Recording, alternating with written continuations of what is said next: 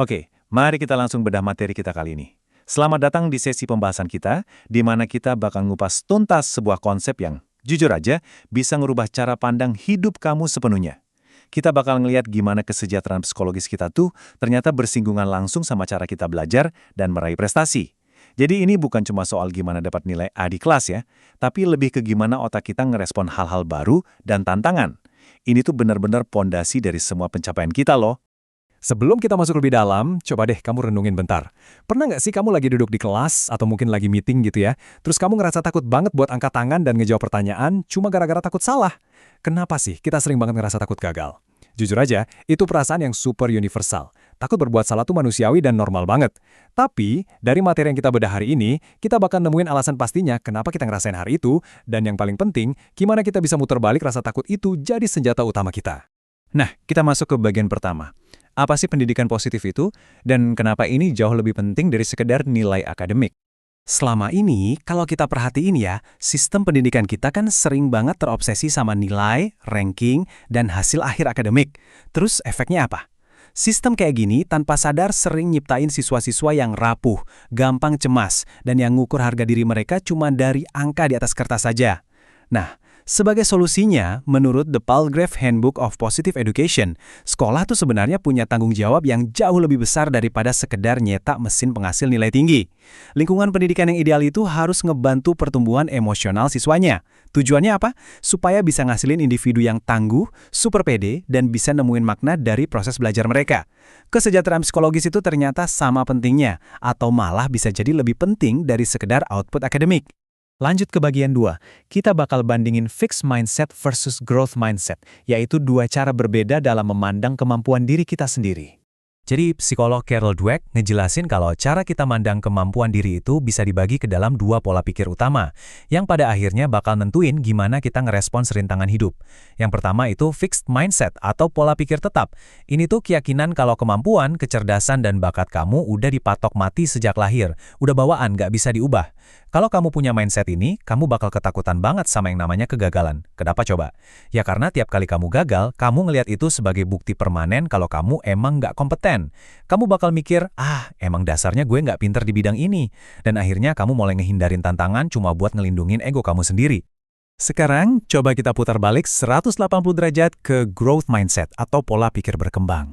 Ini adalah keyakinan mendasar bahwa kapasitas otak dan kecerdasan kamu tuh bisa terus dibangun seiring berjalannya waktu lewat usaha keras, latihan, strategi yang benar, dan ketekunan. Di dalam mindset ini, kegagalan itu bukan vonis mati. Kegagalan murni cuma batu loncatan alami dalam proses belajar. Kamu sadar betul kalau kecerdasan itu ditempa bukan cuma sekedar diwariskan dari lahir. Nah, perbandingan ini benar-benar menarik banget.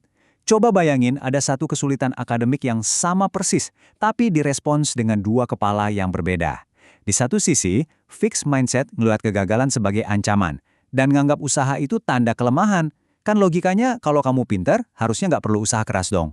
Tapi sebaliknya, growth mindset justru mandang kegagalan yang sama sebagai peluang emas buat belajar. Tantangan disikat dengan antusias, kritik dijadiin bahan evaluasi gratis yang berharga, dan usaha dilihat sebagai satu-satunya jalan mutlak buat benar-benar mencapai penguasaan. Oke, masuk ke bagian 3, motivasi dan resiliensi akademik. Intinya ini soal dorongan dari dalam diri. Pola pikir berkembang yang barusan kita bahas itu sebenarnya adalah bahan bakar utama buat motivasi intrapersonal. Bayangin deh sebuah proses belajar yang didorong murni karena kamu emang pengen tumbuh, bukan karena takut dapat nilai jelek atau cuma cari muka di depan guru. Buat ngebedah motivasi ini, sumber kita pakai self-determination theory atau teori determinasi diri. Biar siswa punya motivasi yang sehat dan optimal, ada 3 kebutuhan psikologis inti yang wajib banget dipenuhi. Pertama, autonomi. Mereka butuh kebebasan milih cara belajar mereka sendiri. Kedua, competence. Perasaan kalau mereka tuh mampu dan lagi berkembang pas ngadepin tantangan yang pas. Dan ketiga, relatedness. Harus ada hubungan sosial yang suportif dan aman sama guru maupun teman-temannya. Kalau 3-tiganya ini kecapai, motivasi itu bakal meledak dengan sendirinya dari dalam. Dan waktu motivasi internal tadi digabungin sama growth mindset, lahirlah apa yang kita sebut academic resilience atau ketahanan akademik. Ini tuh ibarat seni buat bangkit kembali. Sumber kita ngasih contoh spesifik yang pasti relate banget. Bayangin, ada siswa yang nilai matematikanya hancur lebur, atau mahasiswa yang proposal skripsinya dicoret-coret habis-habisan pas sidang. Orang yang tangguh nggak bakal nangis terus nyerah gitu aja. Mereka justru bakal pakai revisi dan kritikan pedas itu buat benerin strategi mereka, lalu bangkit lagi. Nah, di bagian 4 ini kita masuk ke fase aplikasinya, strategi pembelajaran growth mindset. Gimana sih cara ngebangun budaya belajar yang aman? Pertanyaannya, gimana kita wujudin semua ini di dunia nyata? Buat kamu yang mungkin calon pendidik, konselor, guru, atau bahkan orang tua, gimana cara nyiptain lingkungan ini? Semuanya bermula dari hal yang sering kita anggap sepele, cara kita ngasih pujian. Dengerin ya, muji kecerdasan bawaan itu ternyata punya bahaya tersembunyi loh. Kalau kamu bilang ke anak, wah kamu emang pinter ya, tanpa sadar kamu lagi nanamin fixed mindset ke mereka. Anak itu bakal mulai takut ngambil resiko, karena dia nggak mau kehilangan label anak pinter tadi. Sebaliknya, coba deh ganti fokus pujiannya ke proses, kayak kamu kerja keras banget hari ini, dan strategi yang kamu pakai itu bagus. Pendekatan ini secara antusias nekanin kalau kerja keraslah yang bawa hasil, bukan sekedar bakat. Langkah praktis selanjutnya, para pendidik tuh harus berani ngambil langkah nyata buat menormalisasi kegagalan di dalam kelas. Kamu harus ngomongin secara terbuka kalau bikin salah itu ya bagian standar dari proses belajar. Kasih ruang buat mereka ngelakuin revisi tanpa ngerasa dihakimi. Dan ini yang paling mutlak, jangan pernah mempermalukan siswa yang ngejawab salah. Waktu siswa ngerasa kelas itu adalah tempat yang aman secara psikologis, disitulah mereka bakal berani ngambil risiko. Dan di momen itulah, pembelajaran sejati benar-benar terjadi.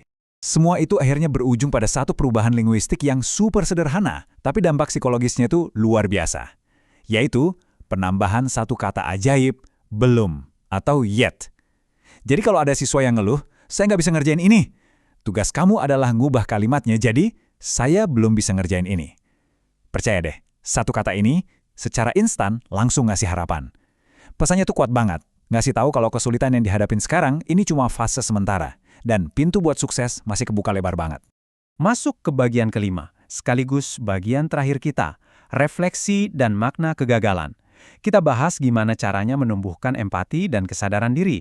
Buat ngebangun budaya tangguh ini, pendidik juga dituntut buat mau ngerefleksikan kegagalan masa lalu mereka sendiri demi ngebangun empati. Waktu kita ingat-ingat lagi rasa kecewa dan susahnya berjuang dulu, kita bisa jadi mentor yang jauh lebih ngertiin posisi murid kita. Pesan ini dirangkum dengan super indah lewat kutipan Winston Churchill yang disorot dari sumber kita, "Success is not final. Failure is not fatal. It is the courage to continue that counts." Kesuksesan itu bukan akhir dari segalanya, dan kegagalan itu sama sekali nggak mematikan. Ingat ya, hasil akhir itu cuma tonggak sejarah aja, tapi keberanian buat terus melangkah dan berusaha, Allah yang benar-benar mendefinisikan siapa diri kita. Dan sebagai penutup sesi bedah materi kita hari ini, saya mau ninggalin kamu sama satu pertanyaan yang layak buat direnungin.